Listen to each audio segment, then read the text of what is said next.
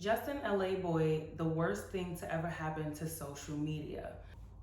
Definitely top 5. Yeah, today is the day to drag JustinLaBoy. Now, if you don't know who JustinLaBoy is, to sum it up, he is a 30-year-old, 15-year-old. That's how he presents himself on social media, in my personal opinion. He popularized the term respectfully after saying something totally disrespectful or toxic. He's also known for popularizing stolen tweets, allegedly. And his social media following grew expeditiously from these sensationalized viral toxic tweets, and he now has a show with Justin Combs called Respectfully Justin. I tuned in just to see if this man was really as toxic online as he is still online, but video wise. And yeah, probably worse on the show. So let's start from the beginning, right? At first, I liked Justin. I followed him. He was funny. He would post mildly toxic things. Some of it had truth in it. Some of it was funny. But then he graduated to a new level of toxicity. And to be honest, I could not take it. I had to literally unfollow this man. When other people would post him, I would just scroll past. I tried my best to avoid JustinLaBoy's tweets from popping up on my feed. I feel like his biggest following are teenagers, very impressionable young people who are hormonal, who don't really have a lot of life experience.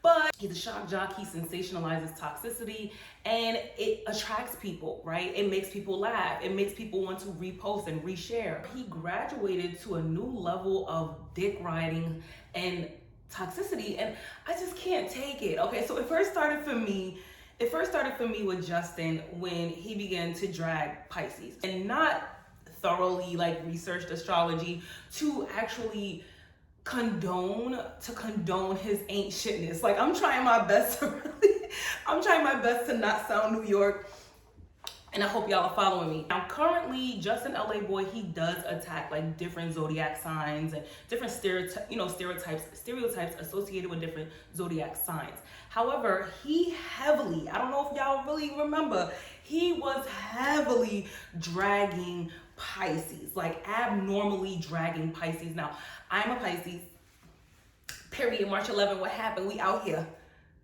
With the female Pisces, we really are lit. We're cool with everybody. Everybody likes Pisces. Romantically, get you one.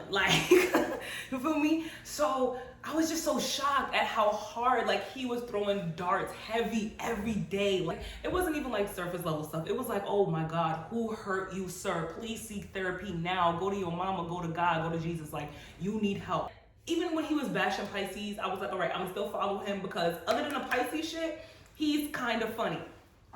But then it just started going to an astronomical level, and I'm sorry, I'm too intelligent, I'm too empathetic to consume just toxic bottom level social media trash. Either late last year or earlier this year, I unfollowed Justin because it was just too much. It was not growing me in any way. And honestly, his tweets were making me dumber. I'm going to admit, JustinLaBoy's tweets were making me dumber. They were making me accept things that I just knew were wrong and toxic, especially when it comes to relationships. And that's where he gets people. That's his niche, right? Giving relationship advice or dating advice. And it's sir, you need not to do that at all, because you're bad at this. And I feel his newest wave, which is the reason why I'm speaking out on this video, his newest wave is pandering to women. And I feel he's just he's so performative. I can see right through the fake. I just can't. Men call him pick-me's, which the actual definition of a pick-me is a woman. So I'm not gonna call him a pick-me, because I personally don't believe in emasculating, especially light-skinned men. I feel black men, specifically brown-skinned and darker-skinned black men, love to emasculate lighter-skinned men, put them in feminine boxes. That rhetoric, it does tie into colorism, and it does affect dark-skinned black women. So I'm not gonna call him a pick-me, but he definitely wants to be picked. Okay. Now, men in general don't like him because he says things like, cash app her. If you really love her, cash app her $5,000 to get her nails done. My biggest issue with JustinLaBoy pandering to women, specifically Black women, is that his relationship advice is not going to help you. And he's capitalizing off of honestly a toxic generation. Like, no shade, no tea. This generation glorifies toxicity. It's everywhere. It's everywhere. The fucking everywhere. Them niggas is everywhere. Yo, in my best Azealia Banks voice, like, y'all niggas is everywhere. Toxicity is everywhere. I'm sick of it. Like, the things that he just says is outrageous. You know, he wants men to send women that they love or that they're pursuing, like, just these astronomical amounts of money. And this is my issue with that. Black women especially are having these conversations about hypergamy, about dating up, about leveling up. Like, we want to date men with means, men who are providers. And then you have this man, who comes out and I would say, like, seemingly is backing that, but he's really not. What he does is he takes the conversations that women, especially Black women, are having online. He sees what we want, he sees what we say that we want, which is, nice dates, nice trips, nice things, and he just blows it out of freaking proportion and makes it seem as if he's on our side, when in fact, if you take his advice, it's gonna hurt you in the long and short run. So he tweeted recently, Drake set the tone, $10,000 date minimums respectfully.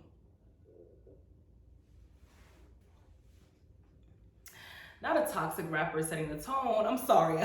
Okay, I love Drake's music, I do, but Drake is not the pinnacle, and Drake does not set the tone for my love life. He does not set the tone for me. I'm not gonna compare a multi-millionaire's, access and finances to an entrepreneur or man with a 9-to-5 or everyday or six-figure man. Most women do not have access to multi-millionaires, billionaires, and trillionaires, right? So most men cannot afford to take you on a $10,000 date. That's not realistic at all. However, you have women reposting this and saying, yeah, if you can't take me on a lavish, super expensive date like Drake, then I can't date you. That's not me saying, don't have standards. I'm very big on having standards. I'm very big on, women being high maintenance, because most of the time, high maintenance women are highly maintaining ourselves. It's not a man, and I had this conversation with a friend. I'm like, it's so interesting that men think like other men, are taking care of all of us. Now, some women, yes, but some women, no. Drake rented out a whole basketball stadium for dinner to make his queen happy, and your man won't even unfollow for you. He's big on dick riding. He's very big on dick riding. You're dick riding a multi-millionaire who had a child with a sex worker on accident. Like, every time I turn around, Drake has a new chick. There are a lot of impressionable people online who eat this man's rhetoric the fuck up. And it's scary. And when it comes to his relationship advice as well, as someone who was in an abusive relationship, like, a lot of his tweets were triggering for me. I feel like he normalizes stalking, he normalizes abuse in relationships, and any form of abuse. Like, I just can't, especially at that time when I had just got out of the relationship, I just could not take him glorifying abuse. Yes, you absolutely do want to know your worth. I would choose a dry phone and knowing my worth over 100 niggas hitting me up and no self-esteem. Baby don't keep a baby mama. These women really out here leaving niggas. They not fighting for their family to stay together no more. Again, pandering to women. Again, pandering to women. And you know what?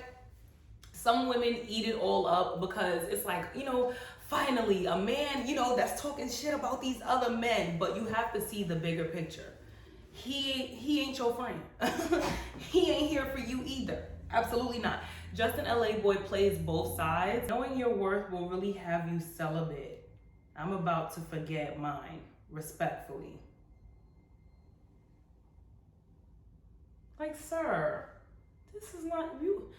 They do anything for clout. They do anything for clout. They do anything for clout. This is just bad. JustinLaBoy has been on a blocking spree.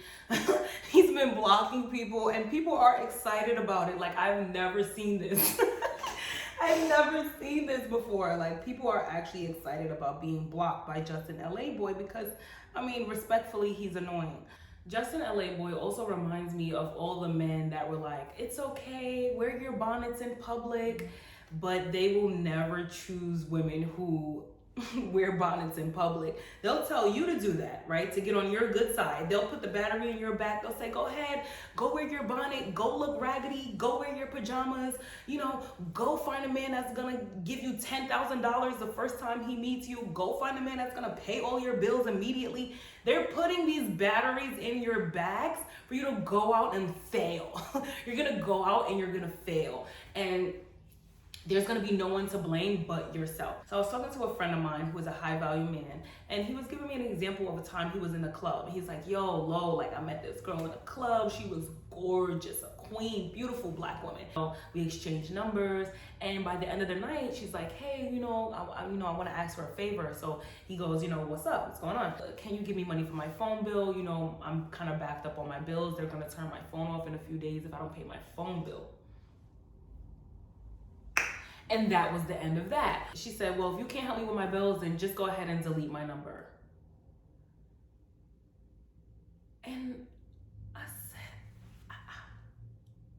He said, Lo, I don't know what's in the water. I don't know what's in the water. I don't know. But something is not right with women today. And I say, not all. I had to hit y'all with y'all word. I said, not all. What world do y'all live in? Are y'all here on Earth? Are y'all in America? I know it's the international internet, but Drake's girlfriends, the baby mamas, the this, the that, they're not treated right.